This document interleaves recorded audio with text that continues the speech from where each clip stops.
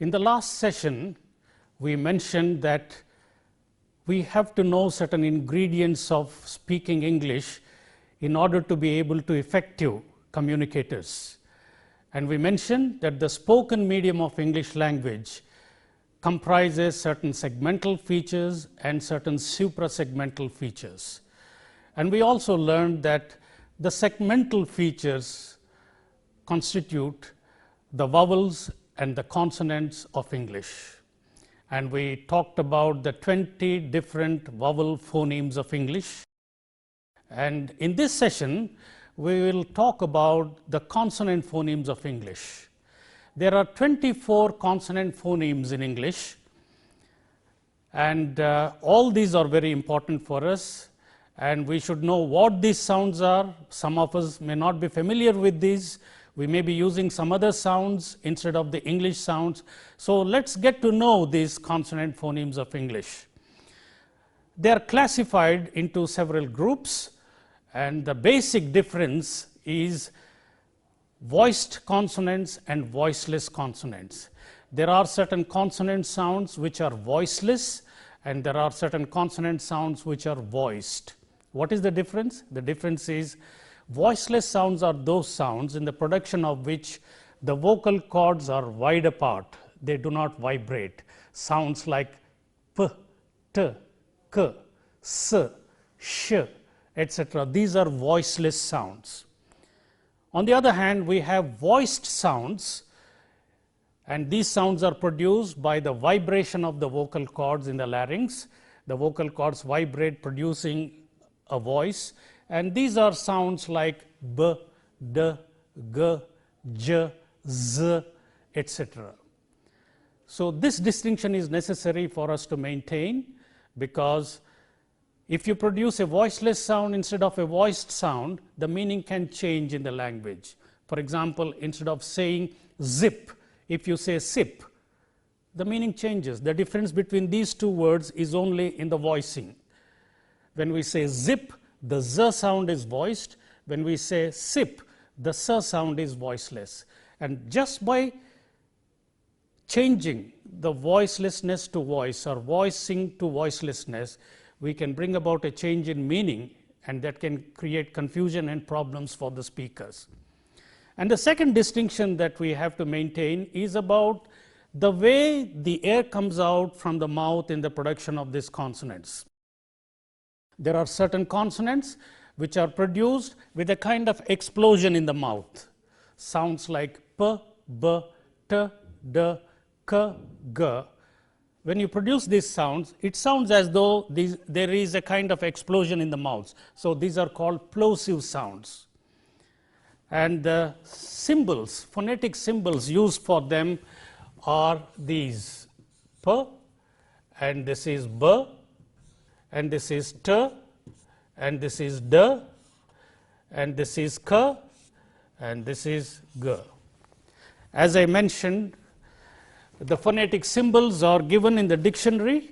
Any dictionary gives you these right at the beginning, and in this pronouncing dictionary we find the same symbols used for pronunciation, and these are the plosive sounds, and these symbols represent the plosive sounds of English, and all the 6 plosives are distinctive in meaning. That means if you use one for the other, the meaning changes. For example, instead of saying pet, if you say bet, the meaning changes. Between these two words, the difference has come about just by changing p into b. The p is voiceless, whereas the b is voiced. And similarly, we have another category of sounds which are known as affricates. Affricate sounds are ch and j. Ch is voiceless, j is voiced. And these are also very important for us to note, because we have them in words like church or judge. When we have these, we have ch and j both initially and finally in those words, church and judge. And then we have certain sounds which are known as nasal sounds, the nasal phonemes of English. We have 3 nasals, m, n, and ng. And these phonemes can bring about distinction in meaning. And nasal sounds are those sounds which are produced when the air comes out through the nose instead of coming out through the mouth. For example, when you say m, it is a nasal sound. N, it's a nasal sound. Ng, it's a nasal sound. If you take a triplets like simmer, sinner, and singer, if you take these three words, the difference in meaning between these three words is brought about by changing the nasal. The ma is changed into na, and the na is changed into nga, and that's all that can bring about a change in meaning. Simmer, sinner, and singer. And the symbols, the nasal symbols are ma, na, and nga. These are nasal consonant phonemes. These are also very important for us. And added to this, we have another sound which is known as a lateral sound, and that is the symbol for this letter L. It stands for the sound L, which we have in a word like little or look, leap, etc. So this is a lateral sound which is a voiced sound. And by the way, all the nasal sounds are also voiced in English.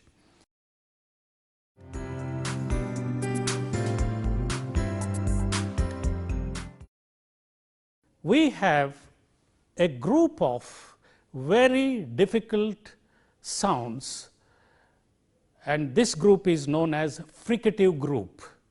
In other words, in producing these consonants, we have to produce friction in the air when we utter them in the mouth.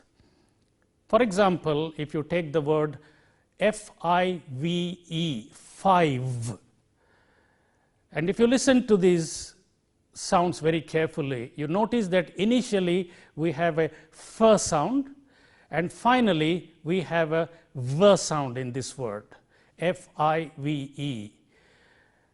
And listen very carefully how this is produced. Initially it is f, f, f. There is friction coming out between the teeth and the lip. F, as in five. And when you come to the final consonant, v, v, there is friction there also. The difference between f and v is in the voicing. Initially, there is no voicing, it is a voiceless sound, and finally, it is a voice sound. And friction is very important in producing these sounds. The phonetic symbols for these are f and v. The f is voiceless and the v is voiced.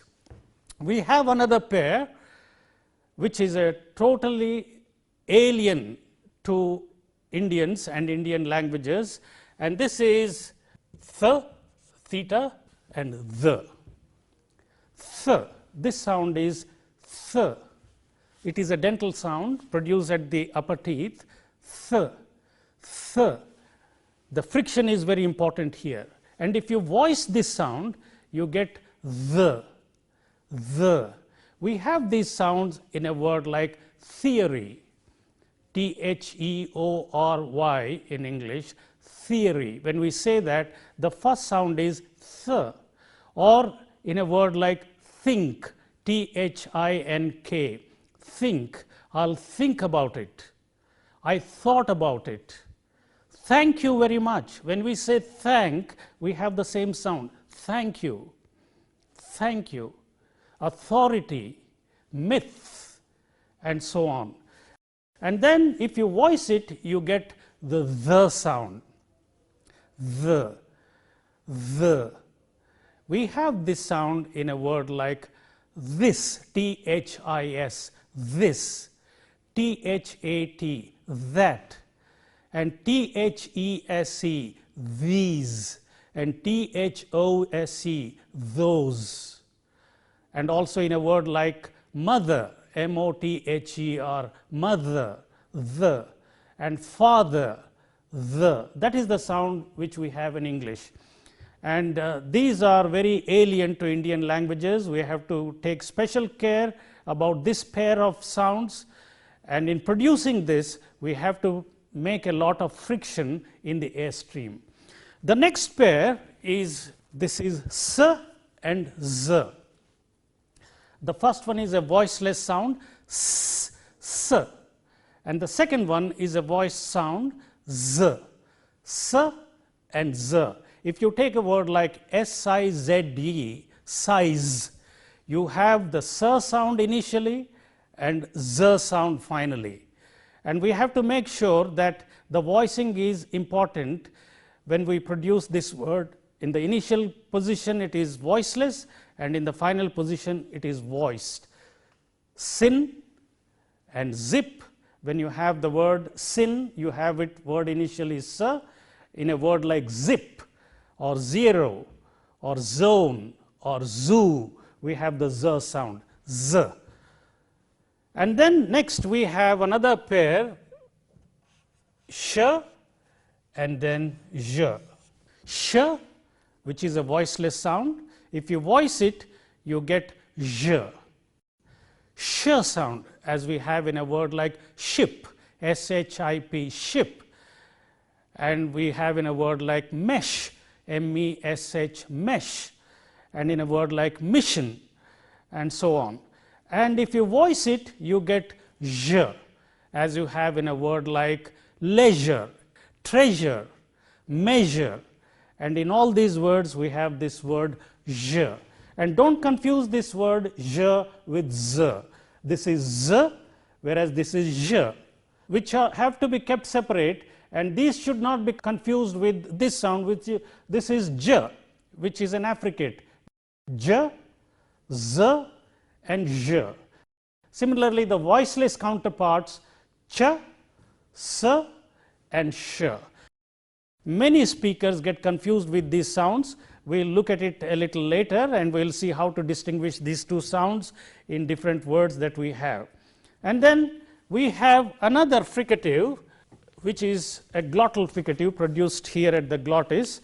This is a voiceless sound. This is h, that is the sound, h, which we have in a word like hotel. The initial sound in this word, H-O-T-E-L, is hotel. Or host, H-O-S-T, host. We have this sound. It is a little difficult to articulate it because a lot of breath force is required to produce friction here at the glottis, but we have this sound in many Indian languages and also in English. This is a group of 9 fricative phonemes of English. And we have to be very careful because in many Indian languages we have only 3 fricatives, but English has 9 distinctive fricative phonemes. We have to pay special attention to this to acquire these sounds.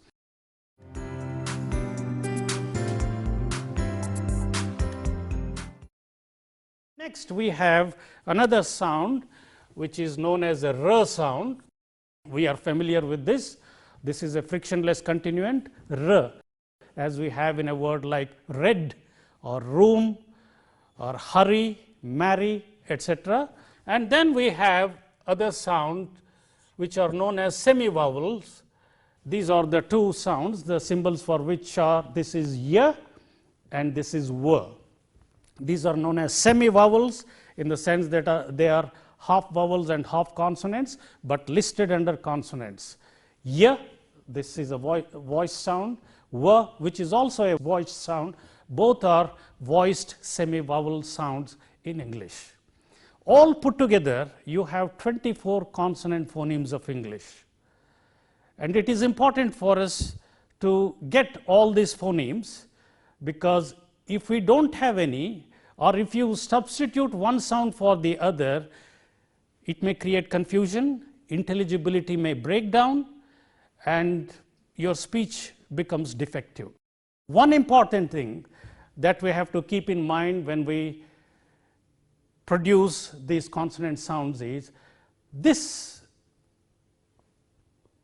triplet of voiceless plosives, p, t, and k. When they occur, when these sounds occur in the initial position of stressed syllables, they are aspirated. It's a very important rule for us to keep in mind. P, T and K, when they occur in the initial positions of stressed syllables in English, they are aspirated. What do we mean by this? Aspirated simply means they are said with a greater breath force. In simple terms, we have in Indian languages what is known as Mahapranas. So, they are produced like Mahapranas. For example, the P is produced like this one, and T is produced like this one, and the K is produced like this. That means, when we come across these sounds, we use the aspirated, these are the aspirated sounds, P, T and K. That means, they are said with great breath force. They should be pronounced with a greater breath force in only one situation, not always. And that situation is when these sounds occur in the initial position of stressed syllables. Let us take for example, we have two words of English, and as you know, in this word there are two P sounds, and in this word also there are two P sounds. But here the stress is on the first syllable in this word, and here the stress is on the second syllable in this word. And the rule is the P sound, like the T and the K, they are aspirated only when they occur in the initial positions of the stress syllable. This is the stress syllable, and this P is in the initial position. So, this is aspirated. Whereas, in this word, this P is not in the stress syllable, whereas this P is in the stress syllable, and therefore, this is aspirated. And therefore, how do we say this? We say paper. Listen, paper. When we say that, this is aspirated P, whereas this is unaspirated P. I don't say paper, but I say paper. Here in this word, the first one is unaspirated, the second one is aspirated because of the positioning of the stresses there, and therefore, we would say perpetuate. This is important for us to keep in mind, and the research conducted has shown that if we do not aspirate these sounds in the right places, intelligibility may break down. People may not be able to understand you properly, or people may misunderstand you. So, pin, tin, kin, look at the quality of the sounds P, T and K. This is very important for us to keep in mind in English, because the aspiration of these sounds in English is not known to many speakers in English. They just use unaspirated forms, but if you want to make your speech clear and effective, you have to use the aspirated P, T and K sounds in the right position. Same is the case with the T sounds also. For instance, if you have a word like this, T-E-A, tea, initial one is aspirated here, T, not T, but T. See the difference? T, T, T, T. Similarly, coffee. When you say coffee, the K is aspirated, K. It is not coffee, but coffee, K. And that aspiration bring about a lot of difference to your speech. It can give you a polish to your English, and this is what you have to keep in mind when you use these sounds.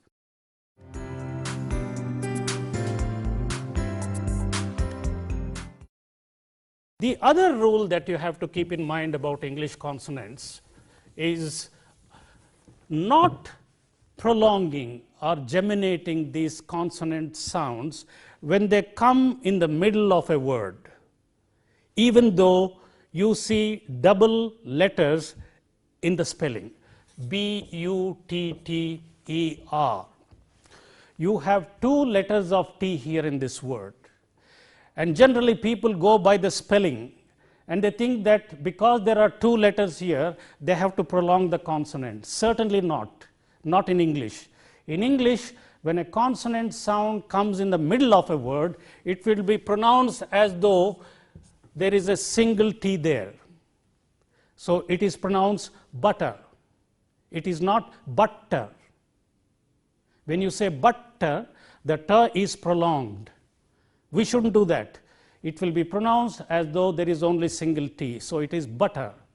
Similarly, utter, utter, not utter, but utter. Similarly, missing is missing, not missing, but missing. And so on. It applies to all consonants in English.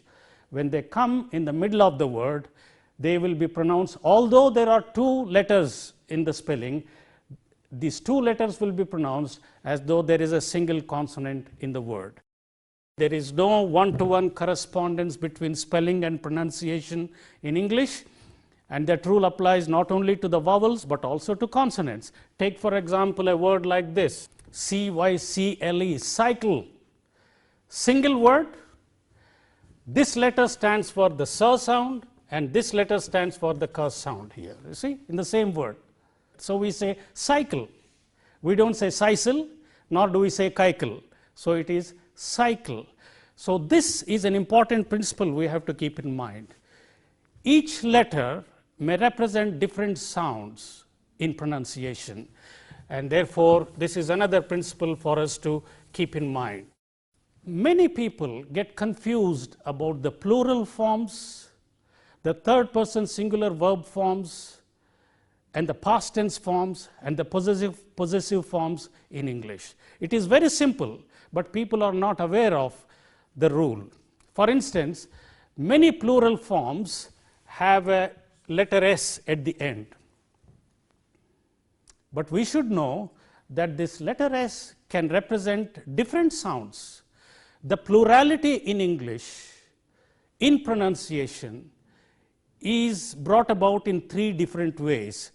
For example, sometimes it is s, sometimes it is z, and sometimes it is. We have to keep this in mind. The rule is very simple. The rule is, if the singular form ends with a voiceless sound, the plural also is a voiceless sound, s.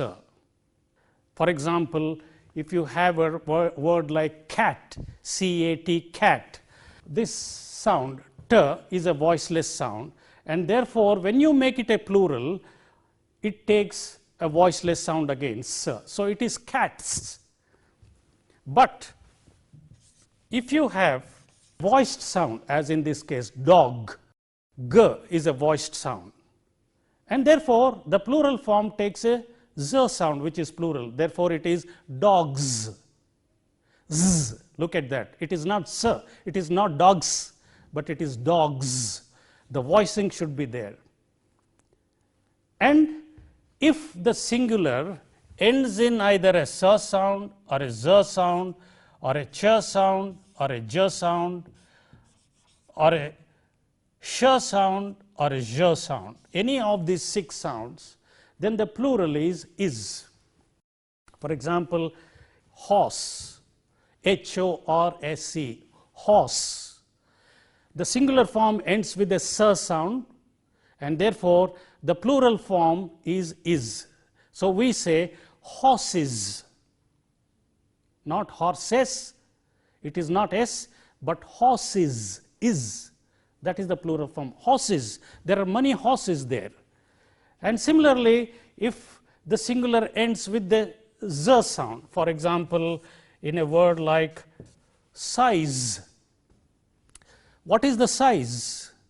And if you make it plural, what are the sizes? Sizes is, you see, it's not sizes, sizes. And similarly, ch, match, plural form, matches, is, not matches, matches. Similarly, judge, judges. And similarly, mesh, meshes, dash, dashes. So this is a very simple rule for us to keep in mind, because the way you pronounce the plural form can give the real flavor of English. If you don't use this pattern, there is something odd and your speech becomes a little distorted. Therefore, the rule is very simple. If the singular ends with the voiceless sound, the plural is a s sound. If the singular ends with the voiced sound, the plural is a z sound. If the singular ends with the s or a z or a ch or a j or a sh or a j, then the plural is.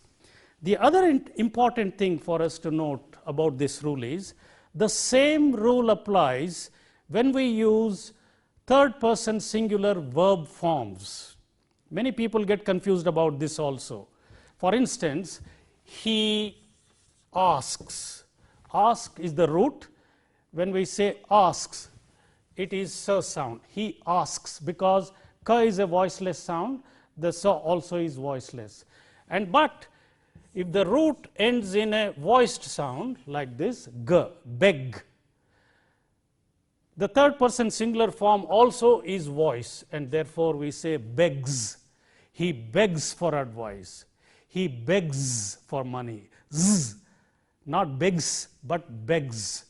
Begs for money. And similarly, if the third person singular ends with any of these 6 sounds, then the plural is again. He dashes across the road.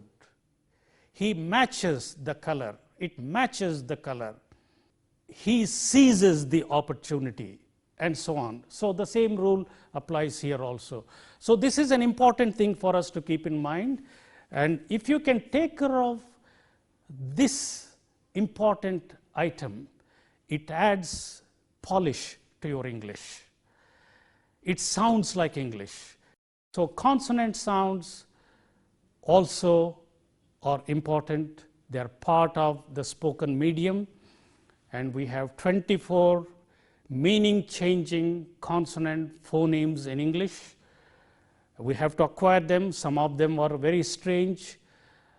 For example, the fricative sounds are very strange, so we have to use these fricative sounds, and then the speech becomes very effective.